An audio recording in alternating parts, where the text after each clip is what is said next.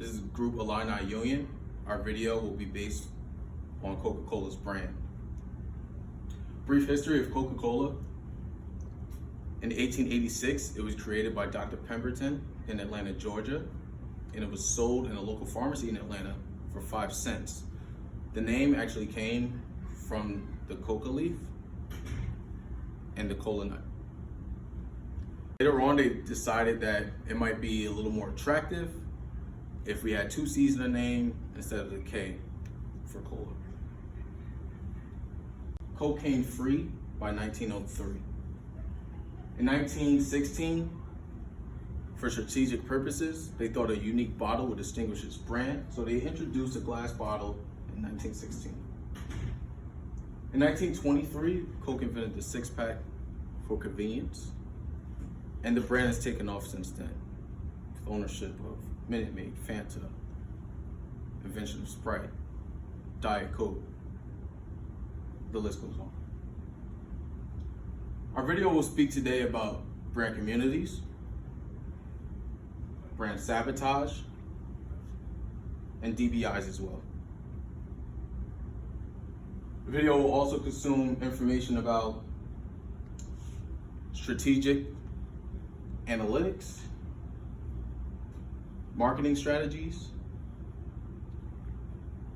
cultural influences, both in America and outside of America as well.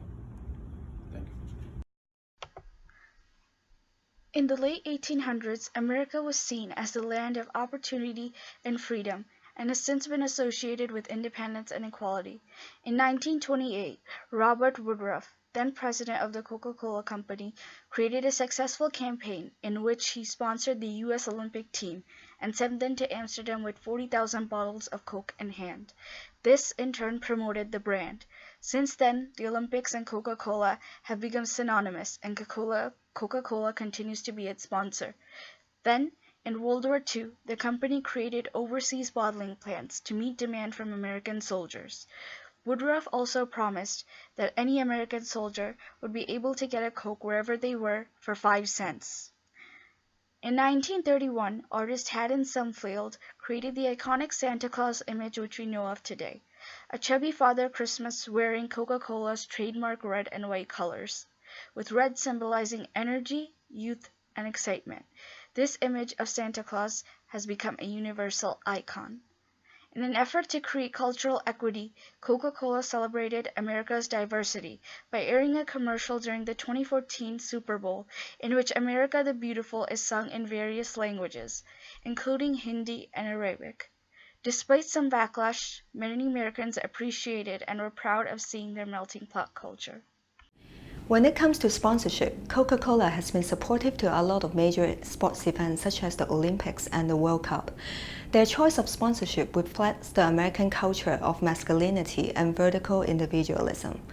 The masculine culture is especially obvious in their early advertisements where women are often in the supporting role to men. Here are some examples. A beautiful woman posing in a bikini, serving as a waitress, and as a mother. In a vertical individualistic society, people tend to value power, achievement, and competition, and these attributes are seen in the way Coca-Cola does business. In order to eliminate direct competition, they work with vendors on an exclusive partnership basis. For example, McDonald's. Coca-Cola has been their exclusive supplier since 1955, and their partnership has become the most famous food pairing in the world. As a pioneer in the field of emotional marketing, Coca-Cola has been running a lot of campaigns to embrace the idea of happiness, youth, and community. One of their most successful campaigns, Share a Coke, creates opportunity for consumers to express themselves through their bottles and cans. Coca-Cola swapped out their branding with names and emojis. When they expanded to foreign countries, they localized the campaign by changing to the local language. The campaign created a personal relationship with consumers and inspired shared moments of happiness. What does it take to be an iconic brand? Let's find out. Before 2008, Coca-Cola didn't have a Facebook page until 2 of its fans created one. Today it has 107 million followers from around the world, and that makes it the 3rd most popular brand on Facebook.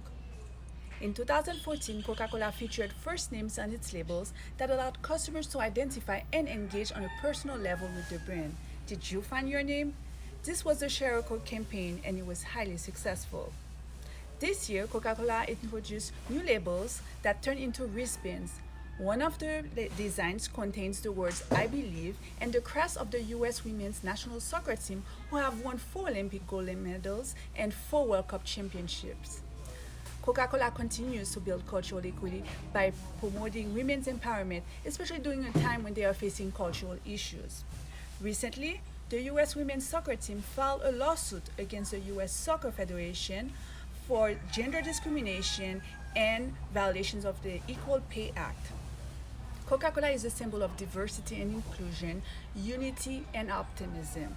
As a cultural authority, Coca-Cola is there to remind us that it is our diversity and togetherness that makes this world beautiful. And it's about the experiences and the moments that we share around a Coca-Cola. This brand has a history of high cultural equity that is a result of its brand managers' profound understanding of the brand and cultural segments. From identifying the characteristics that resonate with its customers to implementing the right communication strategy that fosters positive communal influences and reinforces the values and beliefs embodied by Coca-Cola. Enjoy! Coca-Cola Company has been a brand that has survived due to branding and to be a heavy player upon communal influence in every segment of culture that they enter. Some of their brand communities include past and present artists who are enthusiasts of the brand, often recreating the company logo on bedrooms and also on walls outside of businesses. This brand loyalty extends throughout the globe.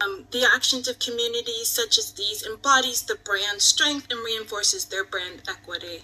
However, Coke does have some brand saboteurs. Most notably, their most active opposition comes from a non-governmental organization called Killer Coke. Killer Coke has had a campaign against the Coca-Cola Company for over 15 years. The movement is a volunteer-run organization and with daily interactive. Coke has been accused of unjust actions in the past and has had to deny affiliations with the National Socialist Party in Germany. This criticism resurfaced hosted by the online publication The Gawker. In 2015, while Coke was running a campaign, they ran a campaign called Make It Happy.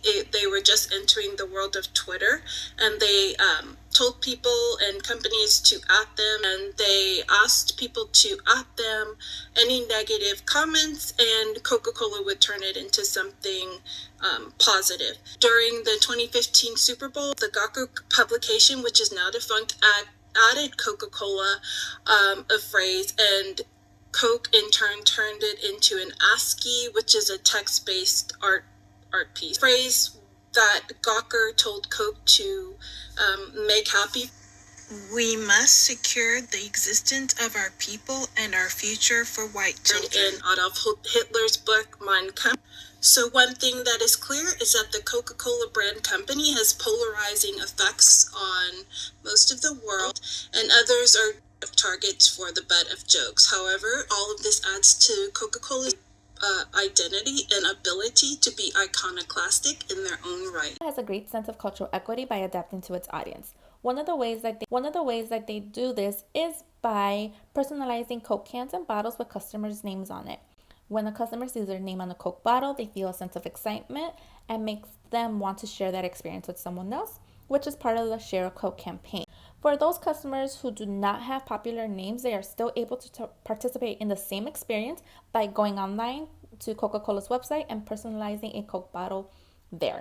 Everyone is included and everyone is participating in the same experience, and that's filled with happiness and joy.